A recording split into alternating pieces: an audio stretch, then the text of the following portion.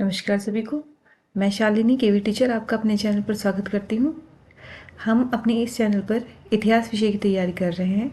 इतिहास विषय से संबंधित जितने भी पेपर होते हैं, जो भी आपके जैसे चाहे तो आपके किसी भी स्टेट का टीजीटी पीजीटी एग्ज़ाम हो, यूजीसी नेट, केवीएस, एनवीएस, तो इनमें जो भी आपके पेपर हैं वो हम इस अपने चैनल पर सॉल्व कर रहे हैं। साथ के साथ हम हिस्ट्री के कई सारे टॉपिक भी यहाँ पर क्लियर कर रहे हैं। तो चलिए उसी में आज हमारा जो पेपर है एमपी सेट का एग्ज़ाम है, जो 15 दिसंबर 2024 को हुआ था। इसके कुछ क्वेश्चन हम पिछले वाली वीडियो में कवर कर चुके हैं और आगे क्वेश्चन स्टार्ट करते हैं। चलिए, आपका क्वेश्चन स्टार्ट होता है ये। क्वेश्चन नंबर 77 है। इसमें पूछा हुआ है कि जो आना आना सिक्के का प्रचलन है किस शासक ने प्रारंभ कराया था। तो देखिएगा, आना एक तरह सिक्के का टाइप है। तो इसमें यहाँ पे क्वेश्चन में ही आपकी गड़बड़ी है। इन्हें ऐसे पूछना चाहिए था कि आने सिक्का का प्रचलन किस मुगल शासक ने कराया था। तो मुगल शासक में कौन है आपके भैया? अकबर थे। ठीक है, तो अकबर ने क्या किया था आपका यहाँ पे आना जो आपका सिक्का है उसका प्रचलन प्रारंभ किया था। और अगर वैसे पूछता आपका कौन ऐसा, मतलब वैसे शेरशाह सूरी ने कराया था। ठीक है, अगला क्वेश्चन है आपका, मराठा सेना में शाही घुड़सवारों को क्या कहा जाता था। तो मराठा सेना में शाही घुड़सवारों को सिलेदार कहा जाता था। डचों द्वारा किस स्थान पर गुस्तावुस किले की स्थापना की गई थी। तो डचों ने किस स्थान पर की थी भाई? ये वाली चिंसुरा में। सद्र उस सुदूर का मुख्य कार्य क्या था। तो सदुर उस सुदार का मुख्य कार्य काम होता है आपका धार्मिक विभागों की देखरेख करना। अगला क्वेश्चन, जहांगीर के दरबार में पक्षियों का सबसे बड़ा चित्रकार कौन था। तो जहांगीर के दरबार में पक्षियों का सबसे बड़ा चित्रकार था कौन? मंसूर। मंसूर ने काफी पक्षियों के चित्र बनाए हैं। नेक्स्ट है आपका क्वेश्चन है, हनूज दिल्ली दूर असद कथन को आप किस सूफी संत से संबंधित करते हैं। यानी कि इनका है कि दिल्ली अभी दूर है, ये किसने कहा था? ये निजामुद्दीन औलिया ने कहा था। आप कमेंट करिएगा कि निजामुद्दीन औलिया ने किसको ये स्टेटमेंट दिया था। रिसाले हकुनमा, रिसाले हकुनमा का लेखक कौन था भाई? इनके लेखक थे मुल्ला शाह बदखशी। अगला क्वेश्चन, निम्नलिखित सूफी शाखाओं में से किसमें संगीत निषेध है। तो सूफी संगीत किसमें निषेध था आपका? ये शायद मुझे लगता है ये थोड़ा कंफ्यूजिंग क्वेश्चन है, मुझे इसका सही नहीं पता। ठीक है, चलिए इसको छोड़ दीजिएगा। वह भक्ति संत कौन था जिसने सूफी संत बाबा फरीद से वार्तालाप की थी। तो बाबा फरीद से वार्तालाप किसने की थी? गुरु नानक ने। वह भक्ति संत कौन था जो कृष्ण का उपासक नहीं था। तो देखिए, मीराबाई कृष्ण की उपासक थी, सूरदास भी और वल्लभाचार्य भी। जो रामानंद थे वो राम की भक्ति करते थे, वो कृष्ण के उपासक नहीं थे। दिल्ली में खैरुल मनाजिल मदरसा की स्थापना किसने की थी। तो ये किसने की थी भाई? महामनगा ने। किस सन में की थी ये कमेंट कीजिएगा नीचे। निम्नलिखित में से कौन मुगल स्थापत्य कला का वह उदाहरण है जिसमें सर्वप्रथम संगमरमर का भूलता से प्रयोग हुआ है। तो संगमरमर का आपका भूलता से प्रयोग हुआ है एतमादौला के मकबरे में। अगला क्वेश्चन, इसमें आपको मैचिंग करनी है। देखिए, बादशाही मस्जिद लाहौर में किसने बनवाई थी? बादशाही मस्जिद लाहौर में, ये भी देखते हैं। एतमादौला का मकबरा किसने बनाया था? एतमादौला का नूरजहां ने। बुलंद दरवाजा अकबर ने। मोती मस्जिद आगरा की किसने बनाई थी? आपकी औरंगजेब ने। और बादशाही मस्जिद जो आपके लाहौर में है वो किसने बनाई थी? शाहजहां ने। ठीक है, इसको देखिएगा आप। अगला है, फतेहपुर सीकरी में बादशाह अकबर ने निर्मित कराया था। तो फतेहपुर सीकरी में इन्होंने कराया था पंचमहल निर्मित।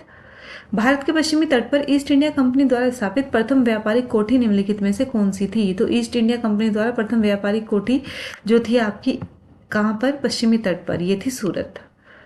चिंसुरा निम्नलिखित में से किस यूरोपियन कंपनी का व्यापारिक केंद्र था। तो चिंसुरा किसका था? डचों का व्यापारिक केंद्र था। वाड़ीवाश के युद्ध में निम्नलिखित में से किस अंग्रेज अधिकारी ने फ्रांसीसी कंपनी को कार्य शिकस्त दी थी। तो भाई वाड़ीवाश केस में किसने दी थी? सर आयरकूट ने। अगला क्वेश्चन, किस वर्ष पंजाब ईस्ट इंडिया कंपनी का प्रांत बना दिया गया था। तो कब बनाया था? यह आपका द्वितीय अंग्ल मैसूर युद्ध के दौरान 1849 में। द्वितीय अंग्ल मैसूर युद्ध की समाप्ति कब होती है। तो ये कब से होती है भाई? आपकी मंगलोर में, मंगलोर की संधि के दौरान। ठीक है, ये सॉरी ये जो है आपका जो पंजाब है वो आंगल सिख युद्ध के दौरान। ठीक है, आंगल मैसूर नहीं, आंगल सिख। फिर यह आंगल मैसूर युद्ध दूसरी की समाप्ति मंगलोर से होती है। किस अंग्रेज इतिहासकार ने 1857 के विद्रोह को सभ्यता एवं बर्बरता के मध्य हुए संघर्ष के रूप में निरूपित किया। तो किसने किया था? टी आर होम्स ने। तो आप ऐसे लर्न रखने ना कि हमारे होम्स में सभ्यता और बर्बरता दोनों चलती रहती हैं। निम्नलिखित में से किसने उत्तर भारत में भूमि बंदोबस्त का पिता माना गया। तो उत्तरी भारत में भूमि बंदोबस्त का जो पिता है वो मार्टिन बर्ड को माना गया है। तो जो भूमि बंदोबस्त है वो कौन कर रहा है? उत्तरी भारत में बर्ड कर रही है। ठीक है, भारत के किस गवर्नर जनरल या फिर वायसराय ने प्रांतों हेतु वित्तीय हस्तांतरण की नीति प्रारंभ की? तो प्रांतों हेतु वित्तीय हस्तांतरण की नीति किसने प्रारंभ की थी? आपके लॉर्ड मेयो ने। किस अधिनियम के अंतर्गत केंद्र में द्विसदनीय विधानमंडल की स्थापना की गई थी? तो द्विसदनीय विधान केंद्र में आपका पूछा है इन्होंने, ठीक है। तो केंद्र में तो यहाँ पे की थी आपके भारत सरकार अधिनियम 1935 में। अगर प्रांतों में पूछता तो करता भारत सरकार अधिनियम 1919। किस वायसराय के प्रयासों से विभिन्न प्रांतों में स्थानीय स्वशासन पारित किए गए थे? तो स्थानीय स्वशासन किनके प्रयास से हुआ था? लॉर्ड रिपन के प्रयास से। मुगल शासक फर्रुखसियर द्वारा प्रदत्त फरमान में अंग्रेजी व्यापारियों को किन क्षेत्रों में सीमा शुल्क में असाधारण कटौती दी गई थी? तो मुगल शासक कौन था? फर्रुखसियर। उसने जो फरमान जारी किया था तो उसमें जो अंग्रेज व्यापारी थे उन्हें बंगाल में असाधारण कटौती दी गई थी। किसने 1765 में एक संस्था के माध्यम से नमक निर्माण एवं व्यापार पर एकाधिकार स्थापित किया था? तो देखिएगा 1765 के टाइम हमारा गवर्नर जनरल कौन था? Robert Clive. तो उन्होंने क्या किया था? एक संस्था के माध्यम से नमक निर्माण एवं व्यापार पर एकाधिकार स्थापित कर लिया था। ब्रिटिश भारत का लगभग कितना प्रतिशत भूभाग स्थायी बंदोबस्त के अंतर्गत आता था? तो स्थायी बंदोबस्त के अंतर्गत कितना आता था? 90%, 19%। और जो किसने लागू किया था? लॉर्ड कॉर्नवालिस ने। थॉमस मुनरो द्वारा रैयतवाड़ी व्यवस्था को प्रथमतः किस स्थान पर लागू किया गया था? तो थॉमस मुनरो ने रैयतवाड़ी व्यवस्था को सबसे पहले मद्रास में लागू किया था। The wants and means of India के लेखक कौन है? बहुत इंपॉर्टेंट बुक है, Dadabhai Naoroji, the wants and means of India. किसे भारत में अंग्रेजी शिक्षा का मैग्ना कार्टे कहा जाता है? तो अंग्रेजी शिक्षा का मैग्ना कार्टा किसे कहा गया? Wood dispatch. किस वर्ष स्ट्रेची आयोग का गठन किया गया? तो स्ट्रेची आयोग बना था आपका 1878 में। किस लिए बनाया गया था? ये कमेंट कीजिएगा। पागलपंथी संप्रदाय का संस्थापक कौन था? तो पागलपंथी संप्रदाय का संस्थापक था करीम शाह। भारत में समाचार पत्र, जो प्रथम समाचार पत्र था द बंगाल गजट, किसके द्वारा पारित किया गया था? जेम्स ऑगस्टस हिक्की के द्वारा। और किस सन में प्रकाशित किया गया था ये बताइएगा। किस दिनांक को डॉक्टर अंबेडकर और गांधी जी के मध्य पुनः समझौता हुआ? तो 24 सितंबर को हुआ था, 24 सितंबर 1932। भारतीय राष्ट्रीय जागरण की दिशा में यह संगठन भारतीय राष्ट्रीय कांग्रेस का पूर्ववर्ती संगठन नहीं था। तो इन्होंने पूछा है, आपको 4 ऑप्शन दिए हैं कि कौन सा ऐसा है जो कि कांग्रेस का पूर्ववर्ती संगठन नहीं था, ठीक है, यानी कि कांग्रेस के बाद में इसकी स्थापना हुई होगी। तो लैंड होल्डर सोसाइटी, इसकी स्थापना कब होती है? आपका 1838 में।